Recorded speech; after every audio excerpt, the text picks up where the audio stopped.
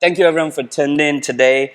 We'll be talking about Chinese Gen Z's influence, specifically around the world. And when we have these presentations, we try to talk about why things happen rather than what happens. Please bear with me while I go through some of the cultural insights, and then I'll move on to the examples to put some context into what I'm talking about. So first of all, many of you have probably seen this graph on the internet. I love showing this because it really shows the difference and the growth of China over the last 40 years. So back in the 1970s, China was a country of very poor farmers, and now it's one of the world's largest economy. And during this time, China has grown at consistently almost 10% year on year for the last 40 years. And more importantly, they've lifted 800 million people out of poverty. That's, put into context, it's more than the entire population of Latin America, Spain, and Portugal. So this is super relevant for us. This pace of growth has left huge cultural tensions between the different generations. And no country in history has grown this fast and has lifted so many people out of poverty in 40 years. So we always say when we go to China, when we go to Shanghai, and unfortunately we haven't been for a couple of years now because of a certain virus that I will not mention. Whenever we go back, almost every street corner we turn, there's a cultural tension. There's some inspiration or insight for big ideas. So it's really great for us marketers. Out of everyone in China, Gen Z has probably been affected the most. They've seen a completely different China. Even when I was growing up, I grew up in China in the 80s and 90s. When I was growing up, it was still a very poor country, still very much a developing country. But the Gen Z that are born after the 90s and noughties have only really seen China as a global superpower or as a global economy. So they've seen the largest tech startup, Uber, back in the day, try to compete in China and failed and got acquired by their rivals. ByteDance, now the largest startup in the world, still the largest startup in the world, valued at $180 billion, became the world's largest startup in just 5 years' time. And what they did was to get their audience to rely entirely on AI to feed them content. I'll talk about this a bit later because that's quite important, technology shift in social media. So why Gen Z and how can they influence beyond their generation and beyond China? So for us, it's mainly about them being on the cusp of change, like sitting right on top of the change. Because for thousands of years, the Chinese culture has been very, very similar. It has had very similar standards. It's been very deeply rooted in society. So a few examples, the idea of kind of like betting your future on the next generation because of economic uncertainties is always been prevalent in China because of internal civil wars, because of uncertainties, or the idea of, China is a collective society, right? So a lot of Asian countries are. So the idea of collectivism before the individual. So the unwritten law of social hierarchy in China is family, state, and then self. So always family above everything, and then individual at the end. Compared to the West, it's kind of more individual, and then family, and then finally state. So it's more of an individual society. However, a lot of these traditions, again, that has been prevalent for a long, long time, is changing with the youth generation that are born in the 90s and the noughties, because they don't have to bet their future on the next generation, and they can afford to focus a bit more on themselves. And these changes spur two things, right? So one is an innate confidence, is that, and the second one, that they feel they can affect change and they can be global. And the second one is a cultural tension and uncertainty they're facing, we always say, of traditional family values versus modern expectations from around the world and from the media that they consume. And the conflict, essentially, of collective versus the self. So this is a perfect mix that have driven Chinese Gen Z to create a very unique reimagination, we say, of the collective culture of the 21st century.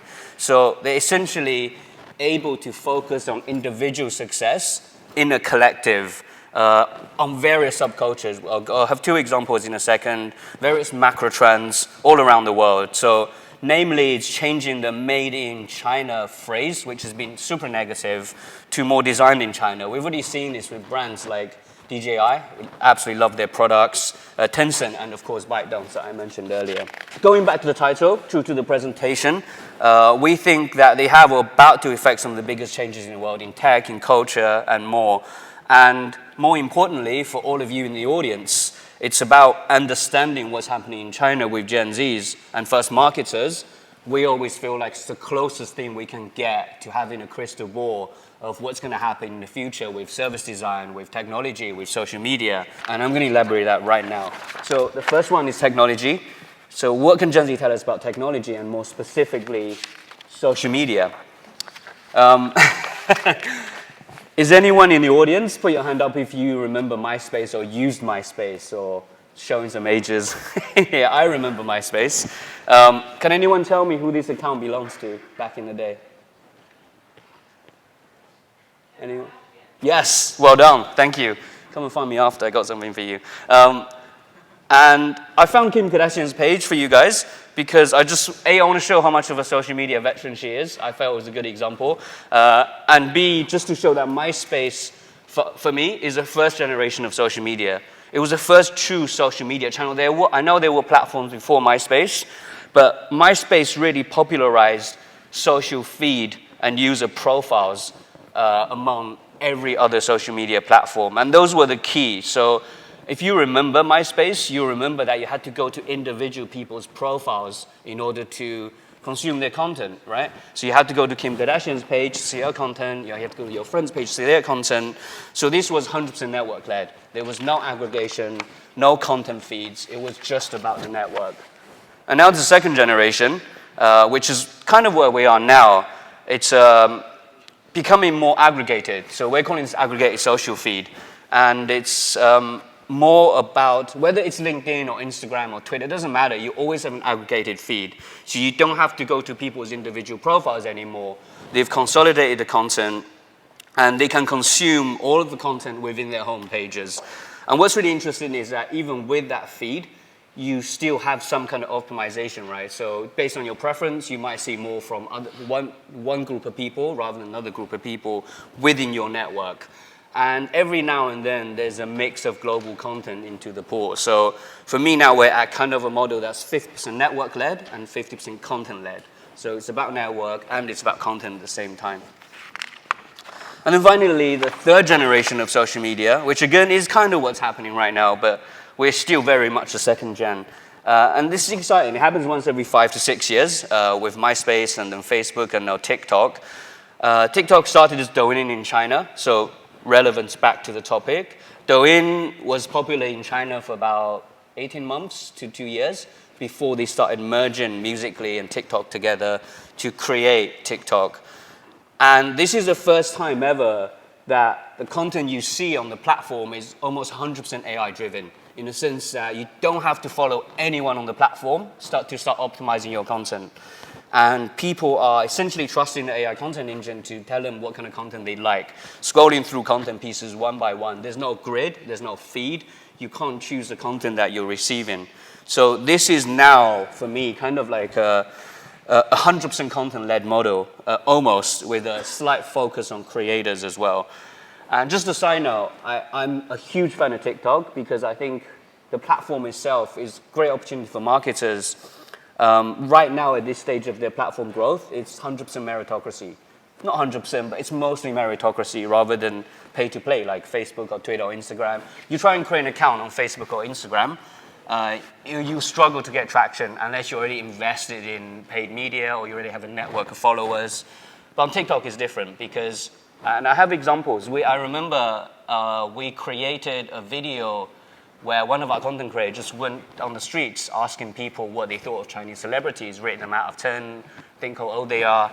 And that video went viral on TikTok. We had 0 followers. We created an account from scratch. Overnight, it received like 4 million views, and we got about 50,000 followers, just like that. So it just shows like the way they do things is the algorithm, it puts the content into a very small pool of people, random from the entire platform. If it performs well there, it ripples out to more and more and more and more audience. So it's very much like a ripple effect to feed the content rather than a network effect to feed the content. So this is really great for us. It's changing. It's a great opportunity for marketers. I encourage you all to look into it. I wish we had more time because I'd love to talk a bit about our experience with TikTok and Douyin. And then what's next? So the fourth generation of social media, and it'll probably come as no surprise, where we always say there's certain words at South by Southwest that you can't avoid. One is metaverse. Another one is tacos and barbecue. And finally, Mexican Coke. You guys should try that. It's absolutely amazing. So we think there's two things about the next generation of social media. First one is Web3 with decentralized social media model. So moving away completely from platforms. And this might be controversial, but I really feel like Facebook, or rather Meta, doesn't quite understand the whole point of metaverse. But the whole point is to move away from platforms like Facebook, not for someone to come in and own everything. I never get why that's happening. So moving away from platforms' own content to creators' own content. And the second thing is AI humans or virtual characters, which Tom will talk a little bit about later, virtual influencers. The reason I think that's important is because in China now, a lot of brands, I don't know if you guys heard about Chris Wu and what happened to him in China. A lot of brands like Vuitton or Porsche were associated with him. He's been persecuted recently for something that he's done that's very bad. And all these brand equity in China has been affected. That wouldn't happen with the virtual KOL or virtual influencer, because you can control absolutely what they do in their free time because they don't have any free time. So this is moving kind of from, for me, in the fourth generation to 50% content model and 50% creator model.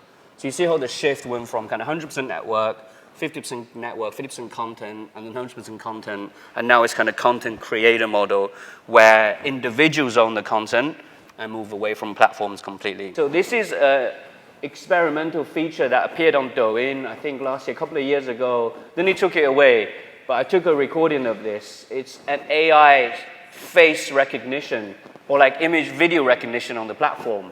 You see in a minute, I'm turning on the feature essentially. It scans people's faces, and I don't want to spoil it for you. It scans people's faces and shows you all the content that's related to that person on the platform. You can see that's happening right now. I basically click on that little scanner, and it's showing all of his content on the platform. This is super cool. But the next thing is probably even more important or rather more impressive. It's basically a really cool version of social commerce. We're just trying to scan different things. I'm going to scroll away in a second, I'll show you.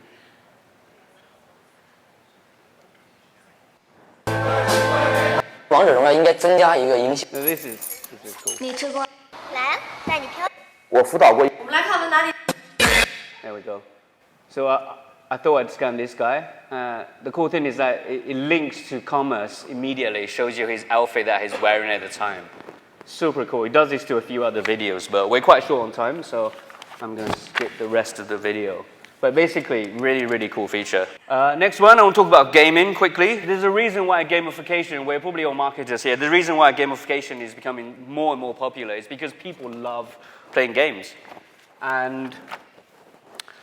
But what can we learn from China and Chinese Gen Z about gaming? So China is probably the esports capital of the world. And in Shanghai alone, there's over 150 esports teams in just one single city. And it's one of those cities where people say, if you want to make it as a gamer, you've got to go to Shanghai. And China has almost 500 million gamers right now. And it's growing at 10% year on year. So there's a lot of people, a lot of passion, a lot of opportunities. I'm going to show you a couple of videos. 4 videos on the next 2 slides, and I want you guys to tell me what you think the event is and what the video is about.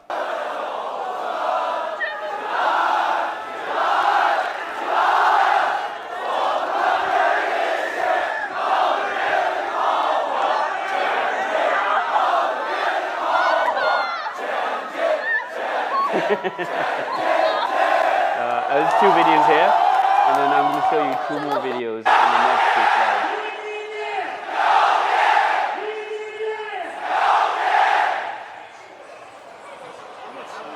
So, tell me if anyone, and can anyone, I got a prize by the way at the end. Can anyone guess? Go on.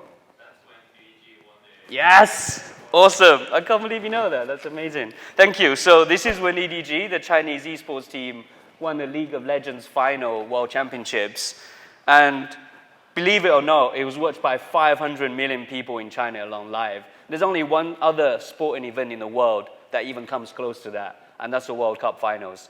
So it just shows how big gaming as an industry is. It's not the World Cup, it's catching up, but I don't know. I just wanted to show that because it demonstrates how much of a mainstream event it is now in China, gaming, and we think it's coming up. This is another video.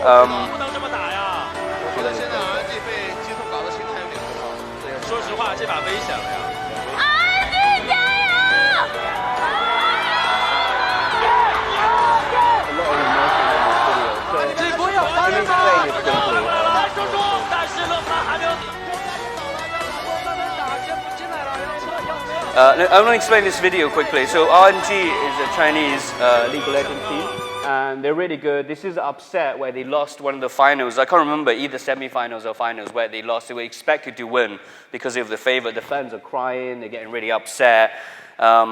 I think the reason I want to show this is because most people understand there's a cultural difference, right, everywhere in the world, whether it's China or Madagascar or whatever it is. But it's difficult to comprehend the extremities in which it is different. So you don't normally see this kind of passion anything outside professional sports like NFL or Premier League.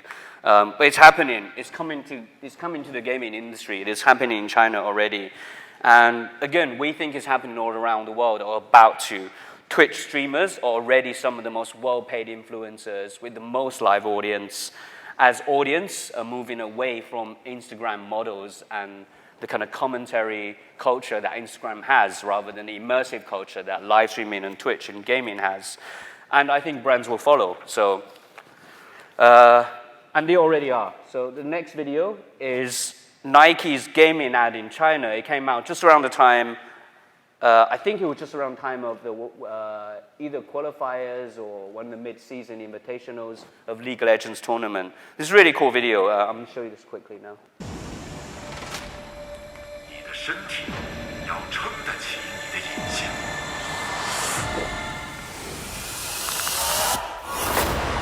LOL 大神，让我来兑现你真正的天赋。欢迎来到电竞终极训练营。 身心都够强，才是真的强。手速。